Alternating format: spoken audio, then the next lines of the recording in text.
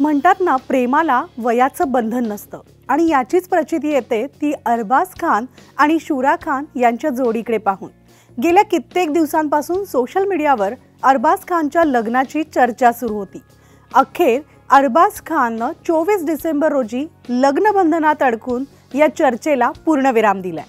तर वयाच्या 56व्या वर्षी अरबाजनं 41 वर्षीय शुरा खान सोबत दुसऱ्यांदा लग्नगाठ बांधली आहे।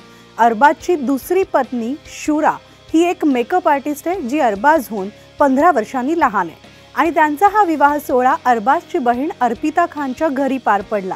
तर सलमान खान, सोहेल खान, आई सलमा खान यांच्यासह संपूर्ण खान कुटुंब या लग्नाला हजर होतं।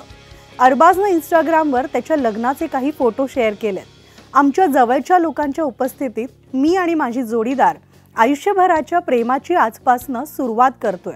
आमच्या या खास दिवशी तुमचे आशीर्वाद आणि शुभेच्छांची गरज आहे। इंस्टाग्रामवर लग्नाचे फोटो शेअर करत एक संदेश अरबाजनं हा दिलाय। तर अरबाज खानच्या या पोस्टवर सिनेसृष्टीतील कलाकार आणि त्यांचे चाहते यांनी भरभरून शुभेच्छा दिल्या।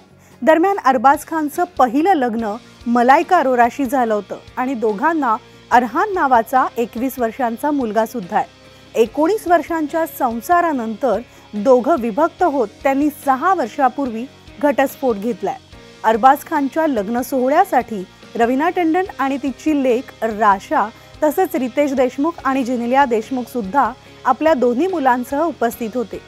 तर अरबाजचा मुलगा अरहान हा सुद्धा या लग्न सोहळ्यात हजर होता आणि आपल्या वडिलांसाठी त्यानं एक खास गिटारवर गाणंही सादर केलं आणि या लग्नासाठी शुभेच्छा दिल्या।